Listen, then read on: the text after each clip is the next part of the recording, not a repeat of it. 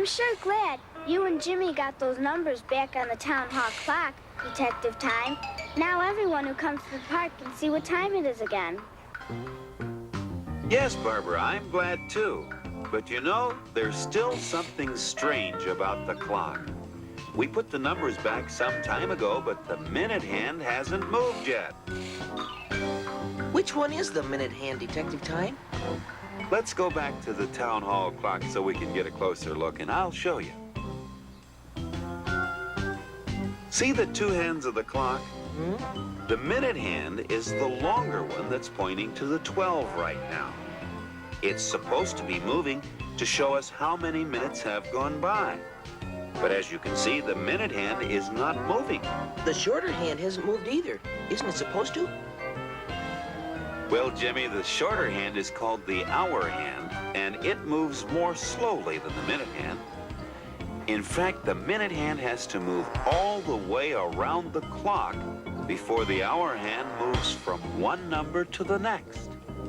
So if the minute hand isn't moving, the hour hand isn't going to move either, is it, Detective Time? Exactly, Barbara. We'd better have a look inside the clock tower and find out why the clock's hands are not moving. But how do we get into the tower? I just happened to carry a key to the clock tower. Let's go and find out what the trouble is. Look at all these sticks on the steps to the clock. And look at the leaves. I'm sure these sticks and leaves weren't here yesterday. This may be our first clue as to why the minute hand has stopped. Let's go up into the tower. Just as I suspected, a squirrel's nest. Is that what's causing the minute hand to stop? I think so, Barbara. But we'll have to move the nest to find out. But we can't move the nest, can we, Detective Time? If we do, the squirrel won't have a home when he returns. Don't worry, Jimmy. We'll move it very carefully. To the ledge. The squirrel will probably be happier over here anyway. And it is safer here where the movement of the clock won't bother his nest. There. Now the squirrel will be happy, and the minute hand will be free again. Now that the minute hand is free, Detective Time, can you tell us how it works? Of course, Barbara. Let me use my time machine to show you what happens with the minute hand. Do either of you remember which of these hands is the minute hand? I do. It's the longer one. That's right, Barbara. The longer hand is called the minute hand because it shows us how many minutes have gone by since the last hour. And the shorter hand tells us what the last hour was, right, Detective Time? That's exactly right, Jimmy. But how do you know exactly how many minutes past the hour it is? Can I try to explain it, Detective Time? Sure, Barbara, go ahead. Well, see all those tiny marks around the edge of the clock? Mm-hmm. Each of those stands for 1 minute. If you count them, you'll see that there are 60 of them. Then there are 60 minutes in each hour. That's right, Jimmy. You're doing just fine, Barbara. Carry on. If you notice, Jimmy, even though there are 60 markings which stand for the 60 minutes in an hour, there are only 12 numbers. I was just going to ask about that. Each of those numbers stand for 5 minutes. Is that right, Detective Time? That's right, Jimmy. Every time the minute hand reaches one of those numbers, another 5 minutes has gone by. Then it helps if you know how to count by fives, doesn't it? Yes, it really does help, Jimmy. But you must remember that when you start counting by fives, you always have to start at the top of the clock. Isn't that because the minute hand's trip around the clock begins at the top? That's why, Barbara. Then when the minute hand gets to the 1, 5 minutes would have passed. Isn't that right? That's right, Jimmy. How many minutes past the hour would it be when the minute hand gets to the next number, number 2? Why, it would be 10 minutes past the hour. Very good, Jimmy. And when it's on number 3? That's easy, Detective Time. It would be 15 minutes past the hour. That's correct. If the minute hand is on the 1, it would be 5 minutes past the hour. When it's on the 2, it would be 10 minutes past the hour. So, if the minute hand is on the 3, it would be 15 minutes past the hour. And don't forget, the smaller hand tells you the hour. So right now, the time machine shows 15 minutes after the hour of 2. Right, Jimmy, or 2:15. Let's try another one. Okay, this is fun. I think I understand it. When the minute hand is on the 6, how many minutes past the hour is it? Let's see.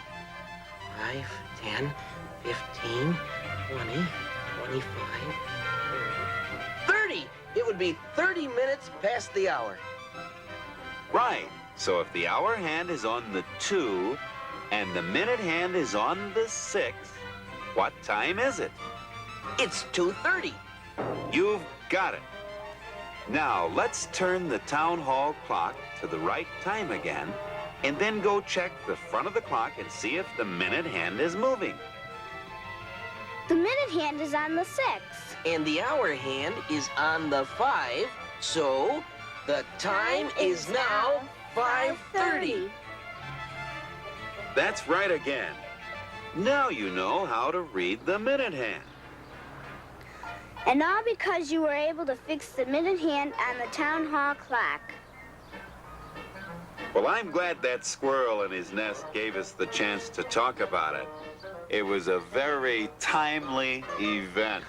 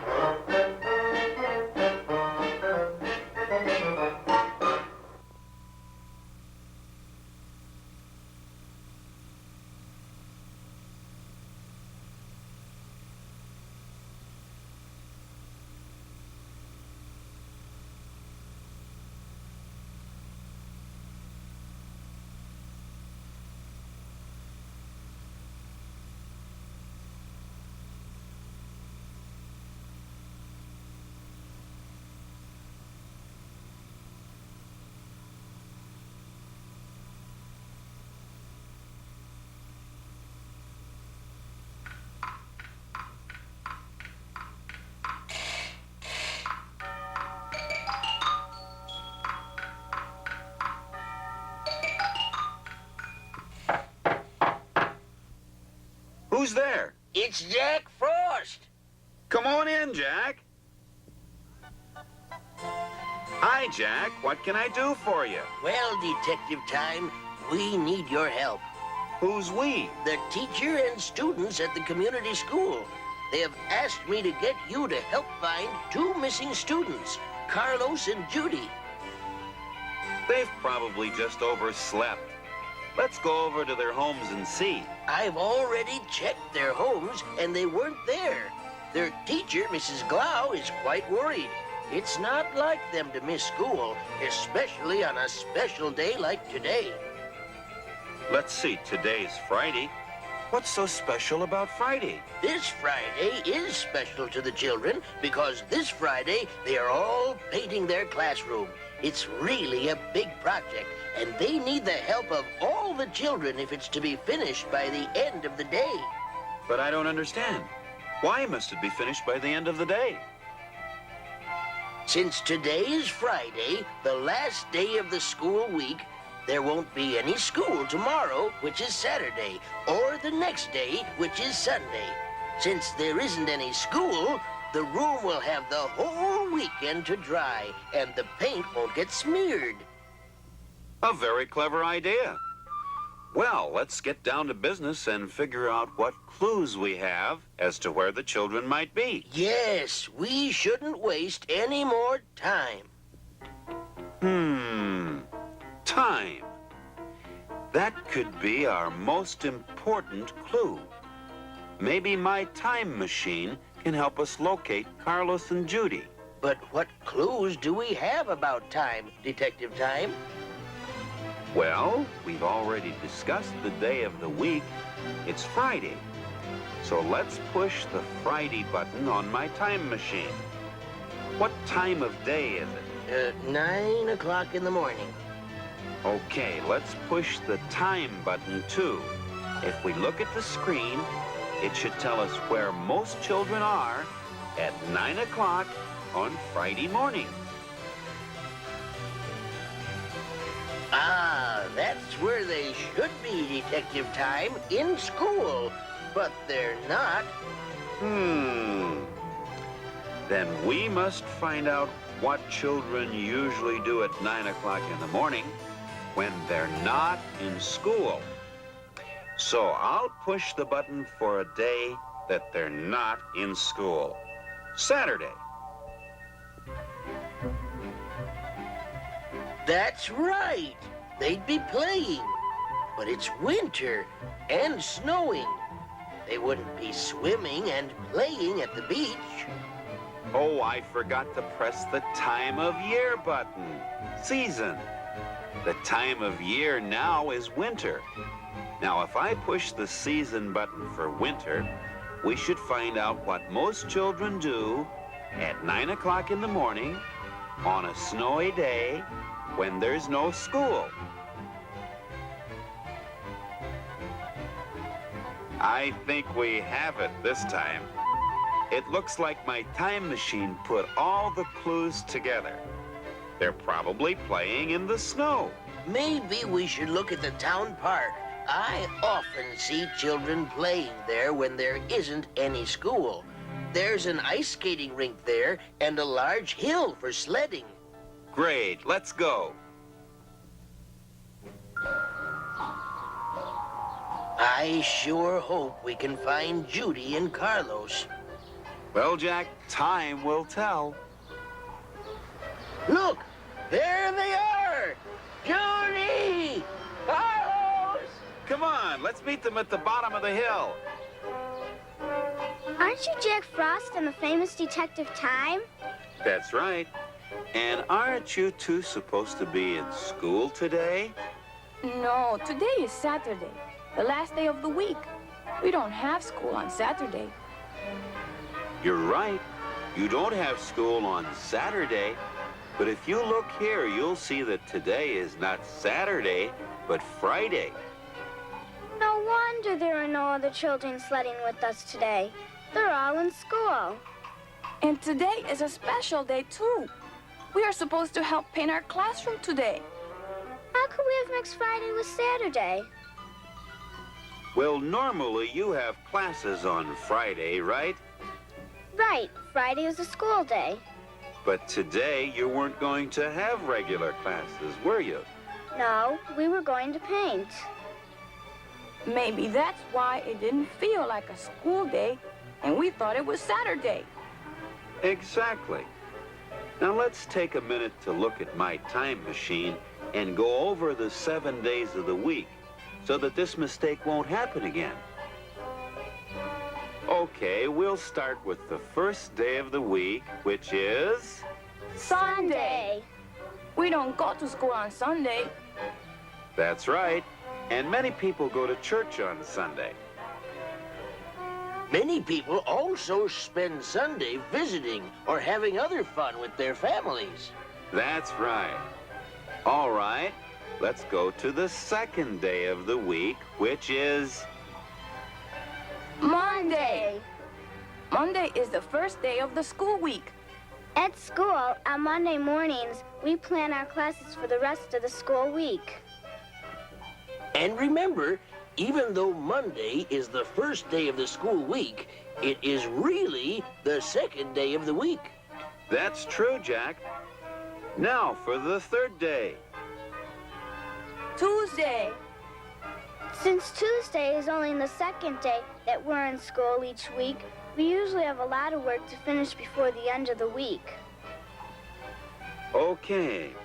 So far, we've gone over Sunday, Monday, and Tuesday. The fourth day of the week is... Wednesday. Wednesday is the middle of the school week. We've had 2 days of school already, and we have 2 more to go. In our classroom, Mrs. Glow lets us bring something in for show and tell on Wednesday. That's always fun. Let's see. Oh, yes, we're on the 5th day of the week, which is... Thursday. I like Thursday. On Thursday nights, I have guitar lessons. At school on Thursday, we work extra hard. We have to make sure our work is finished because the next day is the end of the school week, Friday. Since Friday is the last day of the school week, in our classroom we often work on a special project. like painting the walls of your classroom. Detective time, we better finish up quickly so Carlos and Judy can help paint those walls. Well, Jack, you know, we're almost finished. There's only one day of the week left. And that's Saturday. The day we usually get to go out to play. I usually have to clean my room first, though. Okay, let's say the 7 days of the week in order one more time. And then you must be on your way to school. Why don't you start, Carlos? Okay.